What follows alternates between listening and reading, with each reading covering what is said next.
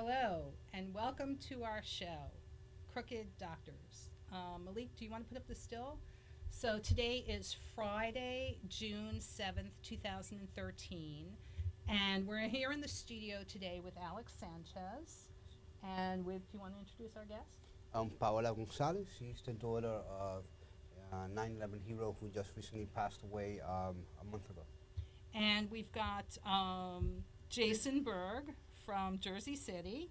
And the reason why our studio is filled today is because William Doherty and I have donated an hour's worth of airtime to the 911 first responders to dramatize a point that we have real people dying of real cancer. And every time Alex and other 911 first responders go to Washington and ask for money for health care for real people who are really dying, they get told, where's the money going to come from? And as I've been hammering away for the past 2 years, if you prosecuted the Medicaid fraud, for example, in my case, I'm bringing to the attention over $300,000 worth of Medicaid fraud. Medicaid fraud in New York and Medicaid fraud in Jersey City with Jersey City Medical Center, okay? So and again, in Jersey, we've got Governor Christie, who made his mark as a federal prosecutor by prosecuting hundreds of millions of dollars of Medicaid fraud. So I think he's on board with this, Definitely. okay? And President Obama sold us Obamacare by answering the question, how are you going to pay for this? Prosecute the Medicaid fraud. So this is nonpartisan. You know, everybody agrees that there appears to be plenty of money to pay for fraud, waste, and abuse, but when you've got real people dying of real cancer, suddenly there's no money. Well, there'd be plenty of money if we prosecuted the fraud. So what we're going to do is you're going to tell us about your father and how he helped during 9/11 and how he's dead today, and had there been money available, he might be alive. Okay, these are not abstract concepts, okay? Jayson Burg is from Jersey City, where he ran as the independent in the last election for city council, and I've been hammering our city council with prosecute the fraud at Jersey City Medical Center, and there'd be plenty of money. So what Alex has done in a bold move, and congratulations, because this was a leadership move. Alex wrote, right now we're in federal court, and I'm suing right now in federal court for defamation and for fraud. And the fraud in my New York case is leading to the fraud at Jersey City Medical Center as I work to clear my name. And what Alex has done is he's written a letter to the Jersey State Attorney General, Jeffrey S. Kisa. And Jeffrey Kisa is the new state attorney general in Jersey, in New Jersey. He used to be, it's my understanding, Governor Christie's former chief of staff. Yes. And you've written him a letter. This letter has been filed in federal court. So can you show us, can you take the stills off? And what Alex is going to do, wait, before you do this, Alex is going to read this letter. It's a brief 3-page letter that will tell you what this show is about today and kind of sum up our efforts for the past 2 years. Prosecute the fraud, and there'll be plenty of money for people who need it. So Malik, could you bring up the letter? And Alex is going to read this in his own words. So show the letter. And what I want to show is as you scroll through this was faxed to Attorney General Jeffrey S. Kisa. So there's no plausible deniability here if you want to scroll through.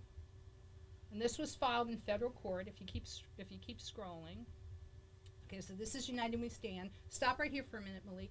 And this was filed on June 3rd, 2013 in the U.S. District Court in the Eastern District of New York. Could you increase the zoom a little bit? And we're going to list a little bit more. And we're going to, if you expand it a little bit. Now take your time and read this slowly and clearly. Oh, I guess you have to zoom out a little bit. Sorry, zoom out a little. Okay, take your time, read it slowly and clearly, and then that will get us through what we're doing today. So you're going to hear Alex Sanchez read his letter to the State Attorney General in New York, and this letter was filed in federal court. Go ahead. Monday, June 3rd, 2013. Dear Mr. Kisa, Please allow me to introduce myself. My name is Alex Sanchez. I am the director of United We Stand, an advocacy group for 9/11 responders. My group works closely with 9/11 advocacy groups, press, elected officials, whistleblowers, and advocates for social justice. Let me make clear also, United We Stand is not a non-profit organization.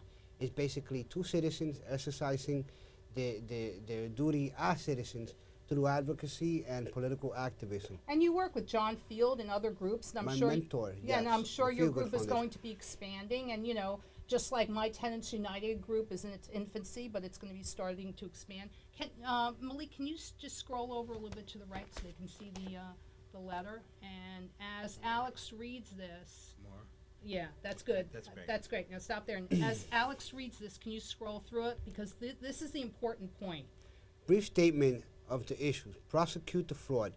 When I go to Washington, D.C. to speak with the elected officials, especially U.S. Senator Tom Coburn, a Republican from Oklahoma, about allocating money to provide health care for 9/11 first responders, I always get asked, where's the money coming from?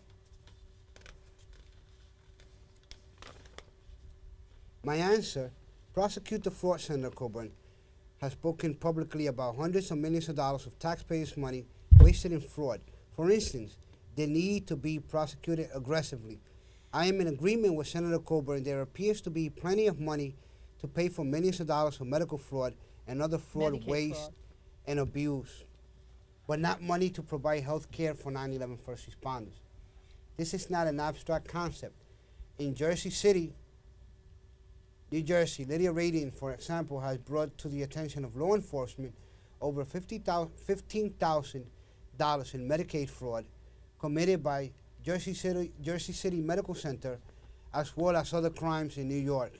Ms. Radin has brought to the attention of law enforcement over $300,000 worth of malicious prosecution, false imprisonment, fraud, waste, and abuse. We would like to see the crimes in Mrs. Radin's case aggressively prosecuted and the money that was wasted returned the wrongdoers with penalties. As an initial first step, we would like to see the documentary evidence of that Mrs. Radin submitted in federal court in support of her July 2012 amended complaint, unrestricted. So the court of the Eastern District of New York, located in Catman Plaza in Brooklyn, New York, Mrs. Radin has asked the court to have these documents, which are hers, unrestricted. According to Ms. Radin, there is no reason to restrict these documents. The excuse that was given was that one of the documents contained bank information. This was Ms. Radin's bank account, which was closed. Another excuse that these documents contain medical records. Against these documents, as Ms. Radin, according to her, they are not medical records. They are wholesale fraud, and she wants the public and the press to see them. Any information she did not make public, she redacted. According to Ms. Radin, the rest of the documents that she submitted are open public court records, like transcripts and statutes.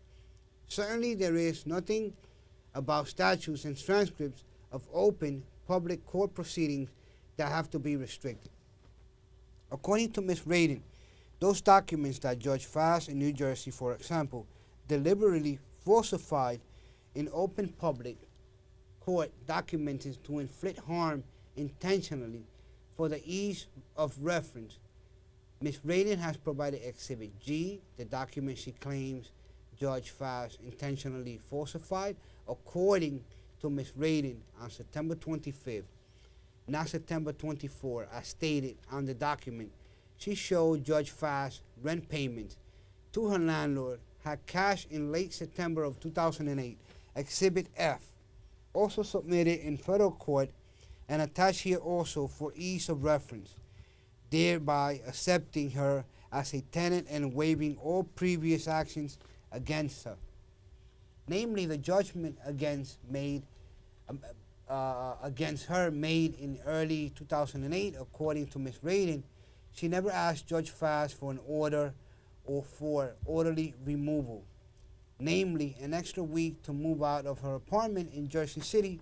Judge Fass intentionally falsified these documents, Exhibit G, to create a barrier of an appeal. In addition, according to this document, there was no eviction on October 1st, 2008, as Jersey City Medical Center fraudulently stated that this document, that very least, stopped all inactions against her to at least October 2nd, 2008. According to Ms. Radin, her landlord and their dishonest attorneys lied to Jersey City Medical Center, resulting in harm to Mrs. Radin. We certainly think that asking the federal court to honor Ms. Radin's request to unrestricted documentary evidence is reasonable. In addition, we believe that it's fitting that we ask the Governor Christie to use full weight and power of his office to make sure that the fraud in Ms. Radin's case is prosecuted, as Governor Christie made his mark as a federal prosecutor by aggressively prosecuting fraud. Because the damages to my health that I sustained as a 9/11 cleanup worker precludes me from traveling as freely as I would like. I am unable to travel to your office, but I am available to be contacted by phone at your convenience. I hope to follow up with you in the very near future. Respectfully submitted, Alex Sanchez. Okay. If you want to come back to me for a minute. And we're going to look at these two documents. The important thing here is there's plenty of money to perpetrate fraud.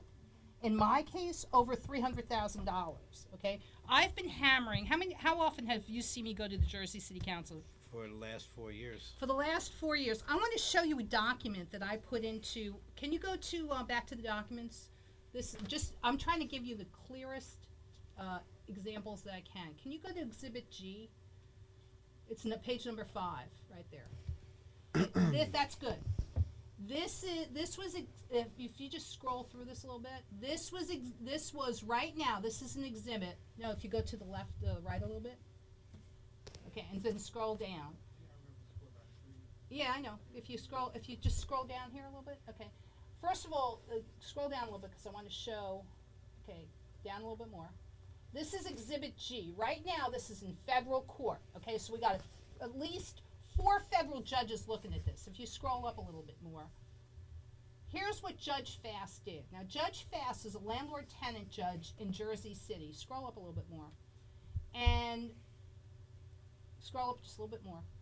Okay, right there. You can stop right there. First of all, I did not go to Judge Fast on September 24th, 2008. I went to Judge Fast on September 25th, 2008. So that date is wrong. And I showed Judge Fast, and I'm going to show you this example too, a rent payment that my landlords cashed in late September 2008. So they cashed my rent payment, they accepted me as a tenant, and they waived all previous action against me. Now, when my landlords and their dishonest attorney called Jersey City Medical Center, they lied and told them that there was an eviction on October 1st, 2008. That is not true, because this document, at the very least, says that all action against me should be waived till at least October 2nd, 2008. So this document was deliberately falsified, and if you look towards the right-hand corner, it says order for orderly removal. I never asked for an order for orderly removal. I showed Judge Fast rent payments that showed that I was accepted by my landlords as a tenant. Judge Fast in Jersey City deliberately, maliciously, intentionally, with criminal intent, falsified this document. And the reason why he falsified an order for orderly removal was because once a tenant asks for this, which is basically an extra week to move out, it stops and creates a barrier to appeal. So Judge Fast deliberately falsified this document so that I could not appeal, okay? So this is a crooked judge in Jersey City, and our answer to this is what Jersey City did to this crooked judge. We moved him to Newark. So our response to a judge who committed a criminal act was to change his location, okay? So changing the location of a judge who committed a crime by falsifying an open public document is not the response. He needs to be disbarred and criminally prosecuted. So very quickly, Malik, if you would go to document 6 right there so everybody could look at the rent payment. Okay, this is the rent payment. So there was no eviction on October 1st, 2008. Judge, you could scroll a little bit to the left, to the right, I'm sorry. And then just scroll down. No, so you can get the notes on the side. Then I'm going to read through some of these notes. And if you just, no, a little bit more. You don't need all that white. Okay, right, just scroll a little bit over this way a little bit. Okay, good. Now if you scroll down, there was no eviction on October 1st, 2008. Judge Falcone is a municipal court judge from North Bergen. He lied to Jersey City Medical Center. I'm reading it right here. Yeah, I can see it. So if you just scroll down there, yeah, he lied. I'm reading that. He lied to Jersey City Medical Center. So if you scroll down a little bit, and these are just the important litigation points keep scrolling. On September 3rd, 2008, Judge Fast issued an erroneous or wrong ruling against me. Okay, it doesn't matter. I don't have to appeal it. I don't have to go into 40 pages of why Judge Fast fabricated this bogus ruling, because on September 25th, 2008, on Thursday, Judge Fast gave me what he called was a waiver, but it shouldn't have been, that was good till at least October 2nd, 2008. So even though he falsified this document, it don't matter, because he gave me this waiver, and I showed him one rent payment. I had another 4. Could you scroll up a little bit more? Scroll down a little bit, please. Yeah. Scroll some more. I could get at least 4 more of these so-called waivers, because my landlord cashed about 5 of my rent payments in late September 2008, thereby accepting me as a tenant and waiving all previous action against me as part of post-judgment relief. In short, if you scroll down a little bit more, there was no eviction on October 1st, 2008, okay? So from the first step to the last step in post-judgment relief, there was no eviction. So what we got is Judge Fast, if you come back to me, and you want to put our stills up, what you got is Judge Fast is a crooked judge in Jersey City, falsifying open public documents, and he's being backed up by Jersey City Medical Center because they're lying. Because when they physically assaulted me, when they jumped me, I happened to have this waiver form with me, and I showed it to all the crooked doctors at Jersey City Medical Center. And I'm like, look, my landlords and their attorneys lied to you on September 30th, 2008. There is no eviction on October 1st, 2008. So these are crooked doctors at Jersey City Medical Center falsifying medical records and creating Medicaid fraud, over $15,000 worth of Medicaid fraud. The subsequent malicious prosecution in New York City and the false imprisonment and the fraud at Rikers Island that I'm suing for now, these are like over 25 defendants, crooked doctors at Rikers Island, was all a cover-up to cover up for this and other crimes in Jersey City. So as I've been putting the details out there, what I've been saying to Alex and to the people in my neighborhood is, but there's $300,000 worth of fraud in Rikers Island, Medicaid fraud. Could that $300,000 have gone to save your father? Definitely. Yes.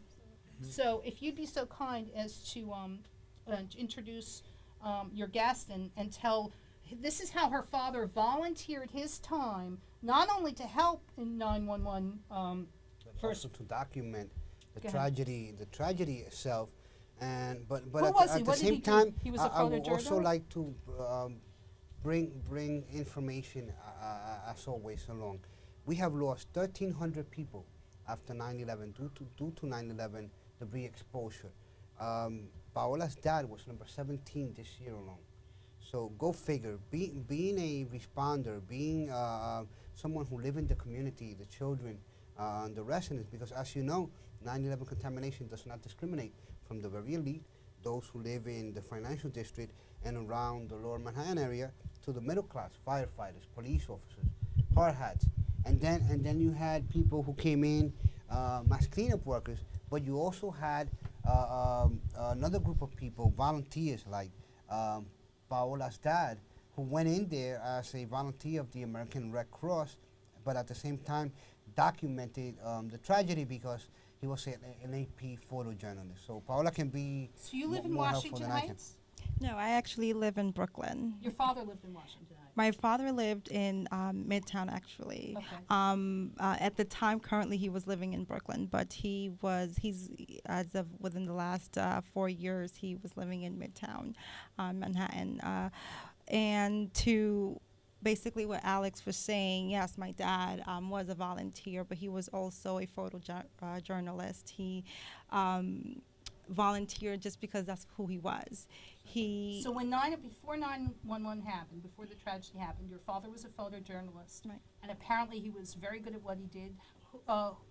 Name some of the individuals that he photographed, or some of the things that Oh, he absolutely. I mean, the spectrum is pretty wide, anywhere from Muhammad Ali to Sofia Vergara before she blew up the way she is now.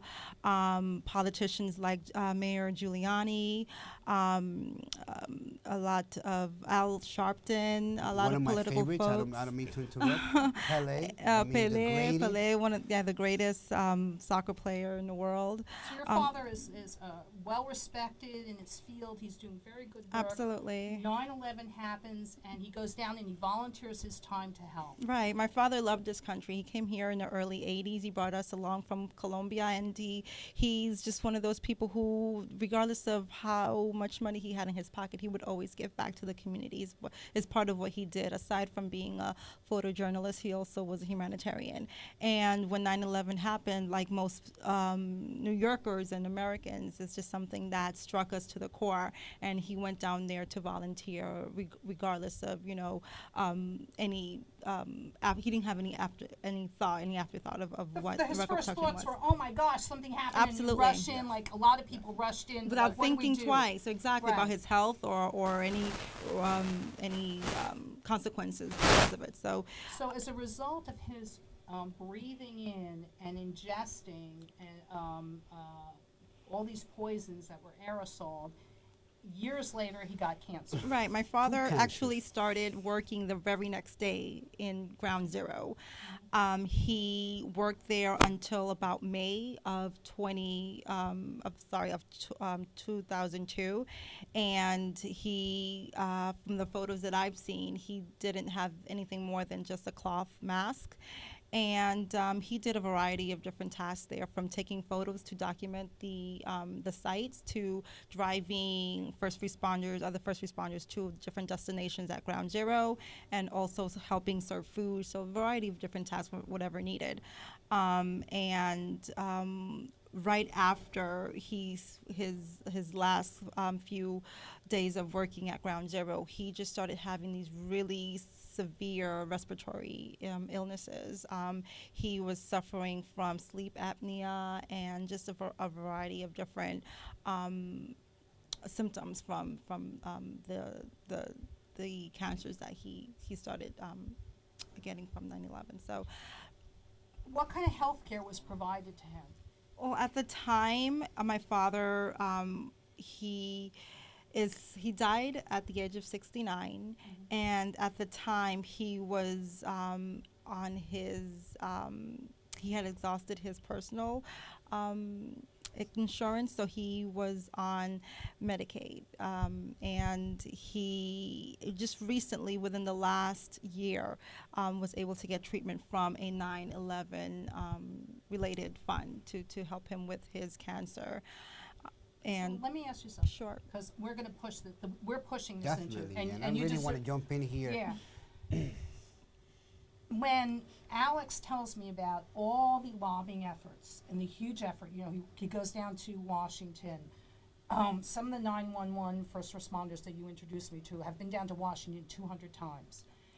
And they go talk to Senator Colburn, and Senator Colburn is a medical doctor. I went to Senator Colburn when I was victimized. He was very nice to me. Him and his chief of staff tried to help. So when he says to Alex, where is the money going to come from? This is $2 billion.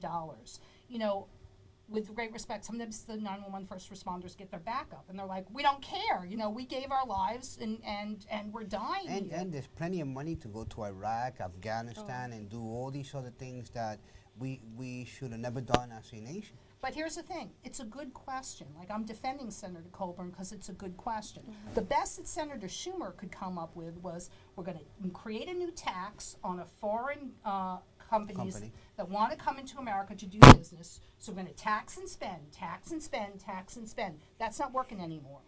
So when Senator Coburn says, where's the money gonna come from, it's a good question. And you can actually go back, and I want to go back and talk to We Senator. will go back, We as a are matter of going fact. back to Senator Coburn, and you're gonna come with us.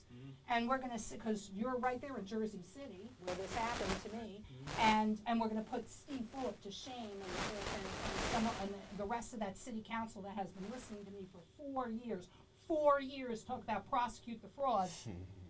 When we go to Senator Coburn, we're going to say what Governor Christie has made his mark as a federal prosecutor. We'll also go talk to Governor Christie's Office of Constitutional We're Affairs. going to talk to everyone, but I must But also. let me just finish. So, and I'm sorry, I'm Okay. not trying to cut you off.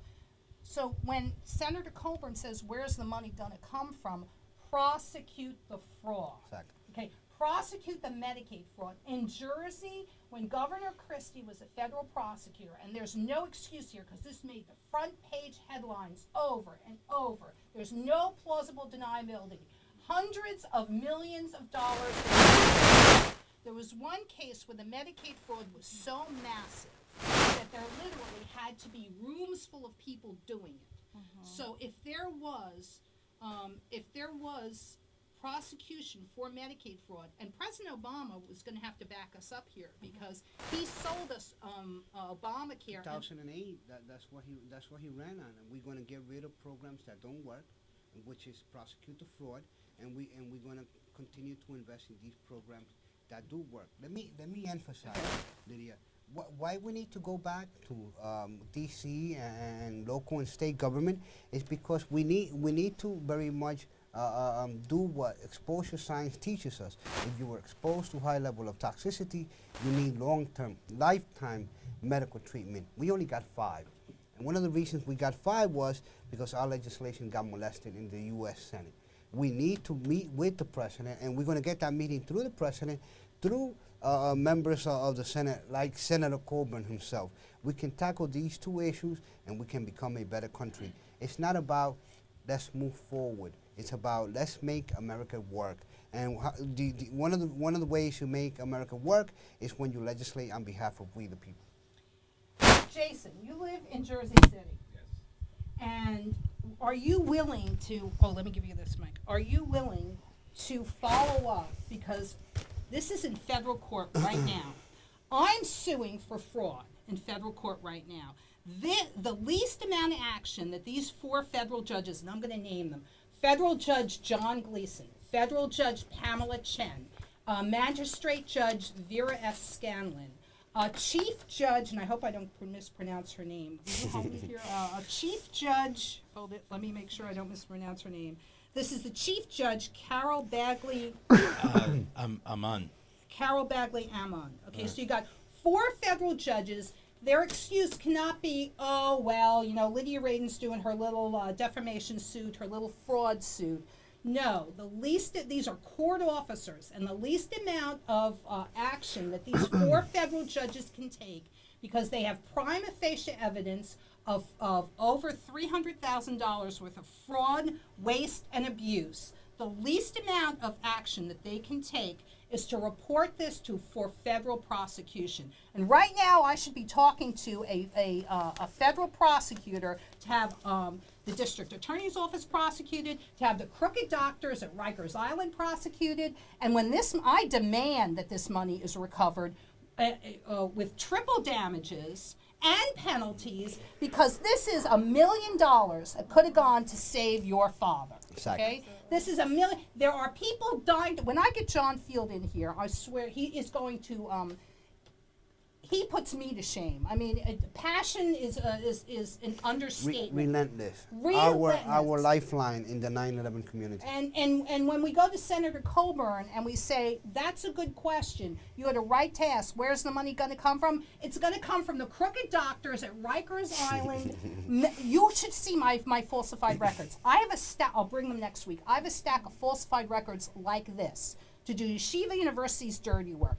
So there's a stack of false records that's ruining my life. These crooked doctors could have taken this money, and this money could have been used effectively. And this is a pattern and a practice, a culture of crime and corruption. This is and we're putting a stop to this. How do I know that this can work? Because when I was in Philadelphia and we had the same culture of crime and corruption that victimized women, we had a group called Women Organized Against Rape. We put a stop to it. We changed federal law, and we're going to do it now. So what I want to know is, are you going to back up Alex Sanchez with Alex Sanchez's letter, with your own letter to the State Attorney General? Sure enough.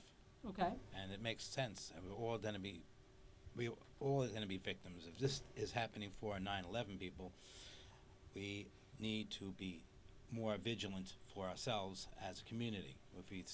I like to say we stand united, we stand, divided we fall. One of the reasons I chose the name was because I was so stricken when I went to Ground Zero. I witnessed the September 11 attacks also, but when I went down to Ground Zero, I seen people from all walks of life, social and ethnic wise, how you come together and very much on behalf of we the people, we can make everything work. This is not rocket science. It's been politicized. Now we look at scandals and all the other obstruction that's going to be placed in front of us. But we need to come together and serve our duties as citizens and very much get the job done. And we will get the job done. We will make America work. So the bottom line is, if you've got crooked politicians and crooked judges and crooked doctors, there's a whole community of people that really needs this money. There's no reason why you can't organize up the evidence like I did, like I helped Pauline Roman do. And we're organizing it because she's backing me up with crime and corruption. And we're going to come to 911 first responders who have sheriffs, FBI, police, volunteers. Thank you mentioned that. This is a national security issue. Why? 431 districts have been affected, and there's only 435 districts. If you walk around any part of the nation, men and women are dying. 1,317 this year alone. And I have established a relationship with orphans like Ms. Gonzalez because I've been working the halls of Congress for the past 9 years. We need to meet with our president. We need Senator Coburn to give us that 15-minute meet with President Obama, because I truly believe we have a good man in the White House. He has faced obstruction left and right. I mean, I think we could all get together with prosecute the fraud. Are you against prosecuting fraud? No, absolutely not. Okay. Definitely. Are you against prosecuting fraud? no one is against Truth and prosecuting the justice fraud. prevails. Right. Especially when these fundings can go to places where it's all about life and death. Very simple. Yeah, we've got 911 talk to John Field. We've got 911 first responders dying of cancer today and millions of dollars being wasted. I'm one example of over $300,000 worth of fraud, waste, and abuse, and I have to be fighting? Where is Mr. Steve Fulop, mayor-elect of Jersey City? Okay, he's going to be put to shame. I'd love for you to come to a city council meeting to put him to shame. He is a Marine, and I asked him to weigh in. He's letting his fellow Marines die. People die of cancer here. Lydia, but let us also accentuate that we have crooked politicians, crooked doctors, crooked judges, crooked police. But we also have the very best in the United States Congress, like Congresswoman Maloney, who will be attending an event I'm holding tomorrow. I'm glad you said that. Talk about your event tomorrow. In Elmhurst Hospital, which is a 9/11 informational forum. We're going to be petitioning for a more streamlined, fully staffed, efficient 9/11 Victims Compensation Fund. It's gotten to the point that these fundings have been in place for 2 years, and only 15 families have have been compensated. All firefighters. What about family like the Gonzalez family? A man who came to the United States in pursuit of the American dream for him and his children. This is a young lady that came here at the age of 5, who graduated from New York University, and today works for the New York City Public Library. In Spanish, un orgullo nuestro. We need to very much emphasize that everyone who has been sick or is no longer with us due to 9/11 contamination is the best this country has to offer. Did you graduate from NYU? Yeah, I actually graduated for a digital marketing degree. And actually, just to add to what Alex said. My background is actually in entertainment, but I wanted to follow my father. Really inspired me to give back to the community, and I actually left entertainment to go into not-for-profit. And I'm working for Queens Library as a partnership coordinator to really bring other resources from the community and help those community organizations with the help of Queens Library to really bring a robust service program to the clients and the students. So I'm really inspired by my dad, and when Alex asked me to lend my voice, to give my dad a voice and give all the other victims and families a voice, I definitely was inspired by his mission, John Field's mission, and also by my dad, because this is a very noble cause. And one of the things that I always look at when I hear people speak so passionately like yourself and Alex is how if just a little bit more funding could have been added to this fund. And leave the politics out of the it, and the bureaucracy and the bureaucracy. politics out of it. My dad could have possibly been alive today to see our first, baby in our immediate family born. My nephew was just born a month ago, just literally Days after your dad passed a couple away. of days before my dad passed. I'm sorry, after my dad passed. And so it's really unfortunate that happened. But what I really wanted to say is that, who knows if the stress of waiting and the back and forth and the run around also added to, his definitely symptoms. added. It's not like if there's certainty that pushed him over the edge. Absolutely. And it's been like that because I get to speak with these men and women on a daily basis, and I get to speak to my mentor periodically, and we all get the same feedback. If you're suffering from post-traumatic stress disorder, which is now recognized under the Victims' Compensation Fund, which is a huge wrong, and you're very much not getting the medical treatment that you get, or you're not getting the right information, or the respect that these heroes deserve. I have ringside seats. I seen what firefighters and police officers were doing at the pit. I was inside the vent system, inside skyscrapers, so every time we heard that bell ring, everyone stopped. But what really brought me to where I'm at today is the sense of how united we stood then, and this is what we need now. We also, what I want to convey tomorrow at the event is I want to recognize those 9/11 Latino workers, cleanup workers who are undocumented, for them to be recognized under immigration reform law. I think their heroic actions on behalf of our city and our nation should be more than enough. Let me ask you something. We can go to Governor Christie's office, the Office of Constituent Relations. They will talk to us.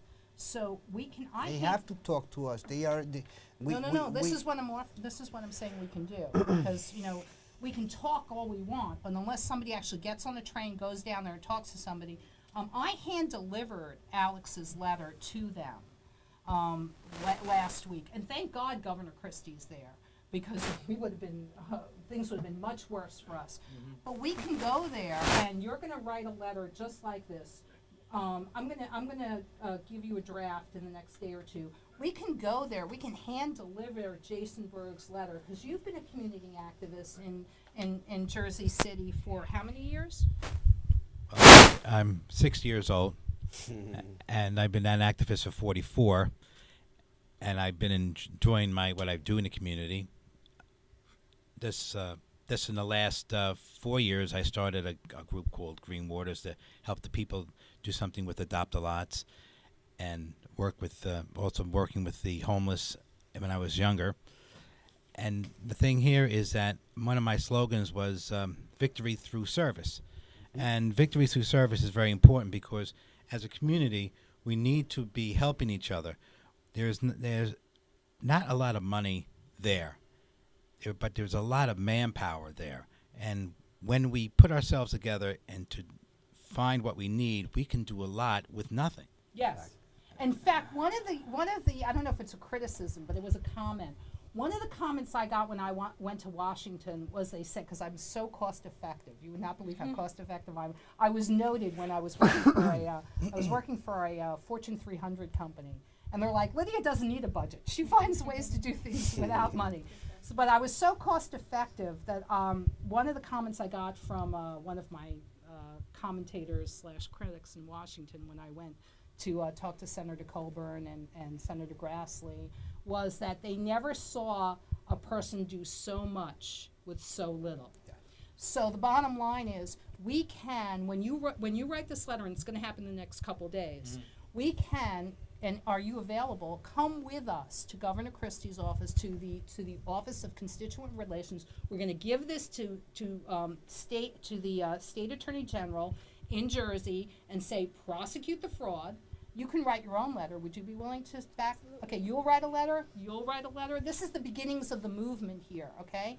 Come with us to Governor Christie's office. It won't take that long to go on a train, go to the Office of Constituent Affairs, hand deliver your letter, and say, we'd like to see the fraud prosecuted, because with the over $15,000 worth of Medicaid fraud, plus the damages that they're going to have to pay for the fraud, I want Jersey City Medical Center to return this money. They had no right to take it. They had no right to defame me. They had no right to use me as a stooge in fraud. And when that letter is also forwarded in my federal case, the crooked doctors at Rikers Island who create the malicious prosecution in New York to come after me, to cover up for the crimes in Jersey. So you're not aware of all of this, but I'm suing now to clear my name. Lydia served time, a year. I was illegally incarcerated because a police detective lied on the witness stand because I stood up to Yeshiva University.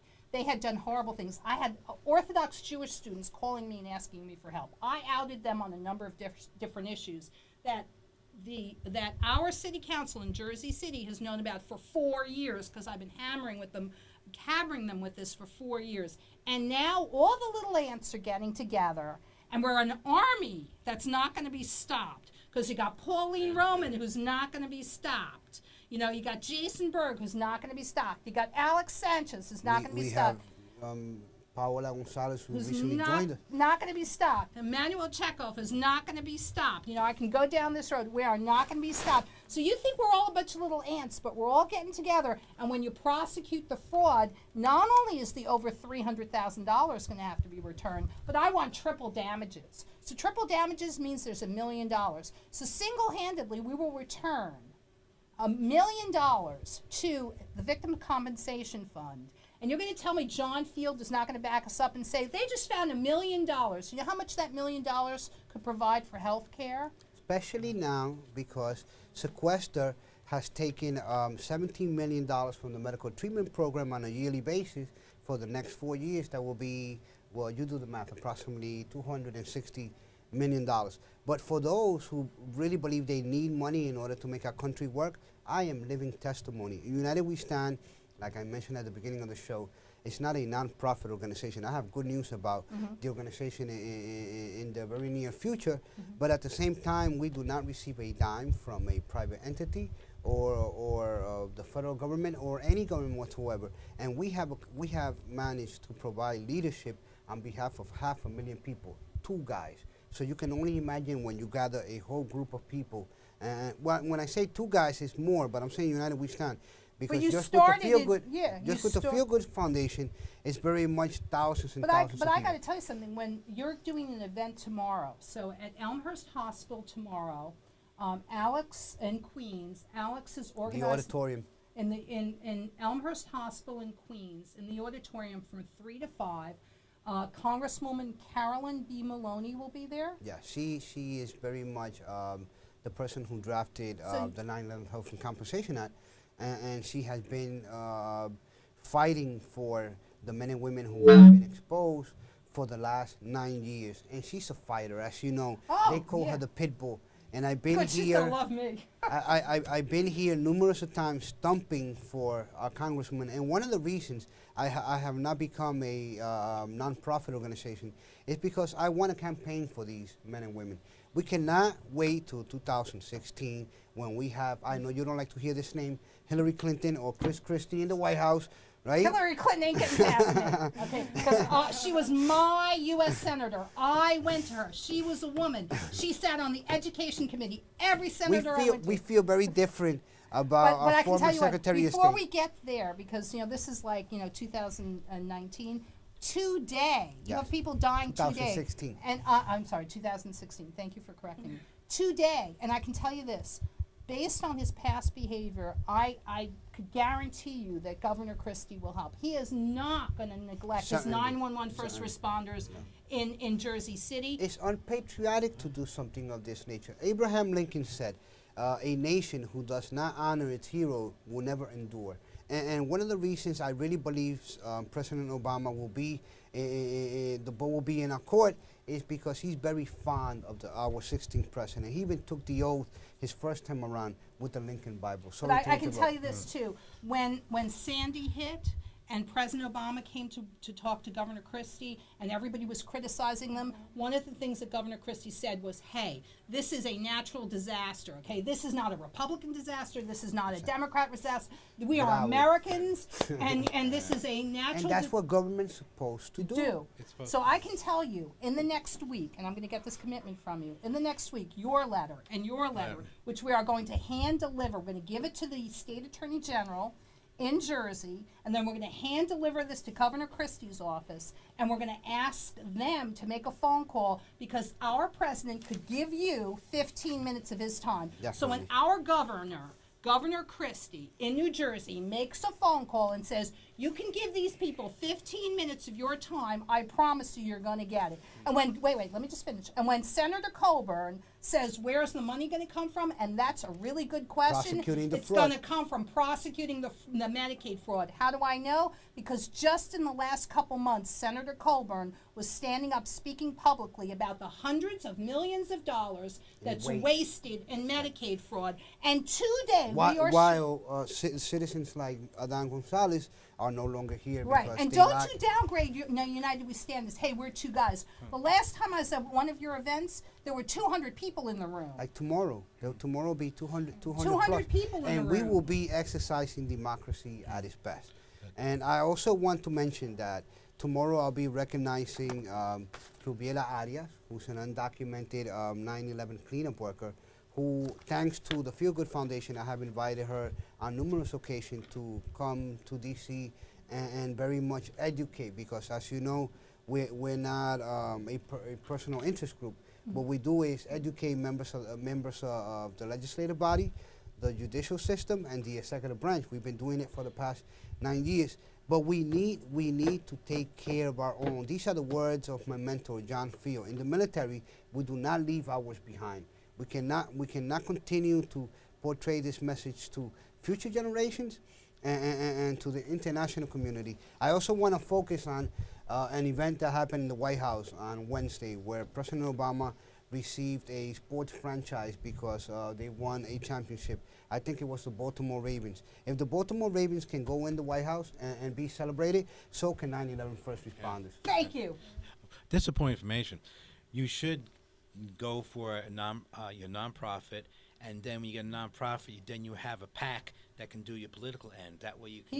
He's got reasons why he doesn't want to do that. Yeah. So Well, right My now, my health is primarily one of them, because you see me like this, but I have very serious diseases like pulmonary, gastric, post-traumatic stress disorder, musculoskeletal syndrome. It's not like you have someone who comes from Afghanistan or Iraq who's missing a limb.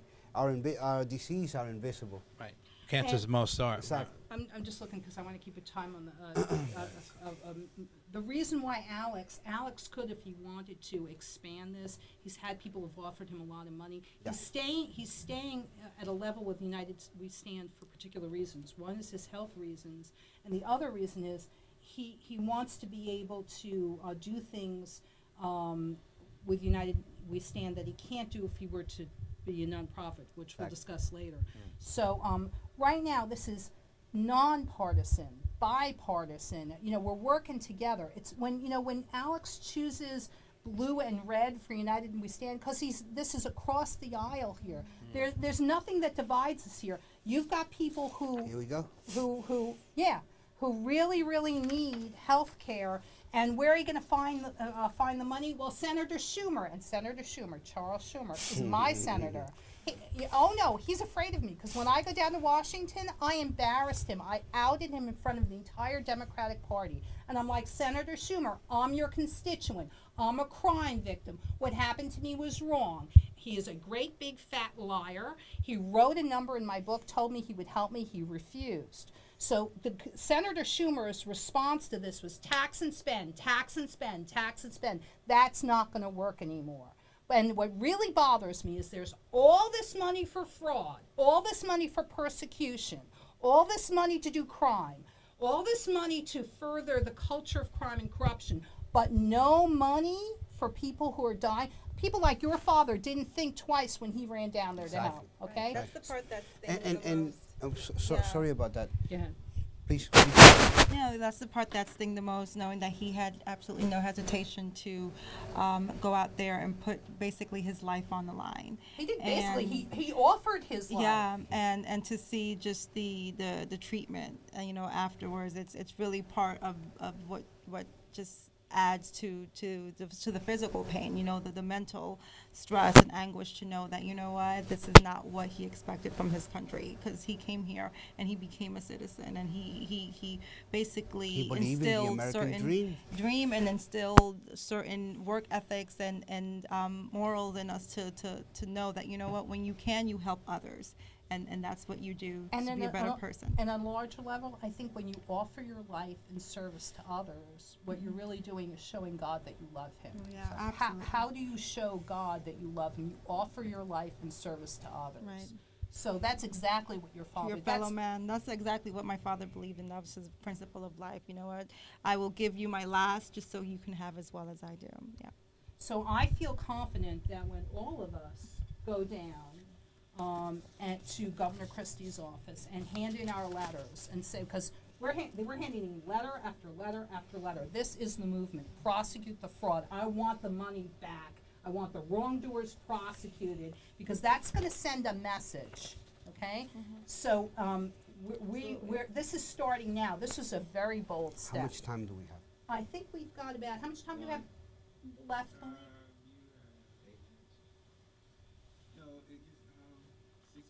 Okay, we have about 6 minutes left.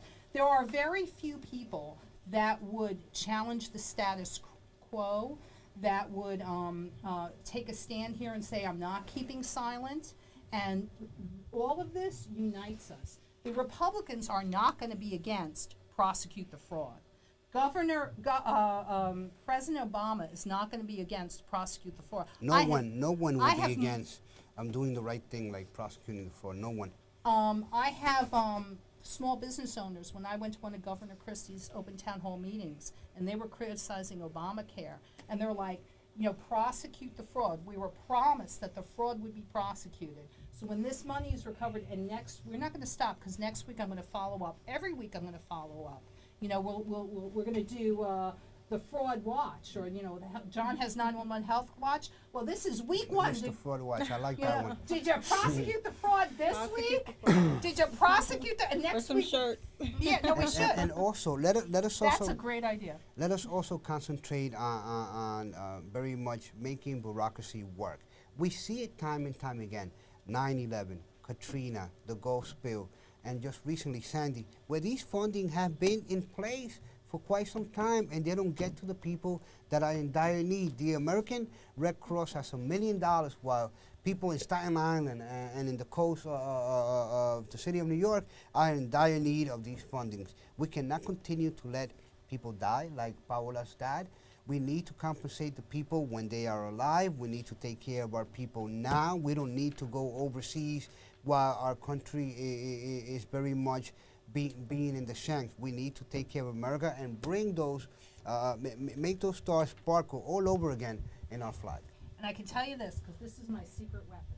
Okay, this is my secret weapon. We go to Governor Christie's office. We go to the state attorney general, prosecute the fraud, and they can push this. Okay, this is my secret weapon.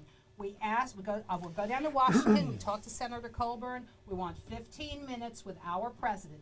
If he can give 15 minutes to a sports club, The Baltimore Ravens, who, by the way, was brought up by my son Jack while we were watching ESPN. He goes, Daddy, they get to go to the White House?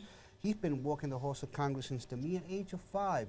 And just like Paola, who has just united with us and very much committed to this cause, because this is a matter of life and death. It is. 17 this year alone, people, and more will continue to die. When Congresswoman Maloney wrote this piece of legislation, she knew then that the contamination will kill people in the very near future, in the long run. So we're going to Governor Christie's office, we're going to Tom Colburn, Senator Tom Colburn. We want the meeting with the president. If you can give a sports group, with all due respect, To the Baltimore Ravens. then, with all due respect, then you damn well can give 15 minutes to men and women who died for this country, Exactly. literally, okay? And here's my secret weapon. If you don't prosecute the fraud, if the law does not apply to me, if I don't get equal protection of the law, then we're going to the United Nations, because I can go to the High Commissioner of Human Rights and we will turn this into an international human rights issue. It's already a national security issue. Okay, now it's going to be a human rights issue, and we're going to embarrass the American government on an international stage. I promise you, when you tell the President of the United States of America that he's going to be held accountable to other governments who can start asking questions. How do I know? Because one of my professors at Columbia University showed me how to do this. There was a woman who could not get equal protection of law in America, and they had to take her case to the international community. You can bring this to the High Commissioner of Human Rights in Geneva and force the American government to respond, okay? And that's what we're going to do. So that's our secret weapon. So you either take care of the business at home, with all due respect, or we are going to the High Commissioner of Human Rights. And we got lots of issues, because not only do we have prosecute the fraud, but we got civil rights issues. Medical school students in the state of New York cannot get a fair hearing. Are you kidding me? We got the first black president of the United States of America. And we cannot wait till 2016 where there's a Hillary Clinton or a Chris Christie We're in the not White House. waiting. This is happening today. Exactly. Because in 2 years, how many more are going to be dead? Absolutely. How many more are going to be dead? How much time do we have left, Malik? About a minute. Okay, so as we go out in this last minute, what we're going to do... I would like to Go ahead. do 3 shameless plugs. First of all, the Feel Good Foundation, the American the American Lung Cancer Society, and also childmind.org. We need to speak up for our children. Okay. Would you like to say, you're going to come back, we're going to keep in Oh, touch with you, absolutely, and we're going to shame them into doing the right thing. This is week 1 of Prosecute the Fraud Watch. Okay, week 1. Week 2, week 3, and I promise you, I have the contact information for And them. get the fundings in place for 9/11 first responders. Yeah, and if you prosecute the fraud, that's where you're going to find the money. Lifetime medical treatment, That's where you're going to not find the 5 money. years. That's where you're going to find money. And next week, I'm going to show you where I found $1 billion, $1 billion with a B worth of fraud. That Congress has known about this. Shame on you, Congressman George Miller. Wait till you hear about this. How much more time do we have left? How many years you know? 15 seconds. Oh, Congressman George Miller has known about $1 billion of fraud for at least 5 years, and we're just going to shame them. That's where your money is going to come from. Okay?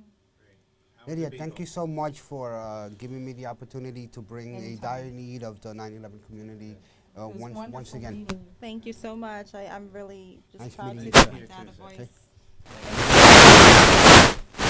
Painless, right? No, that was wonderful. You guys are great. You are writing this letter.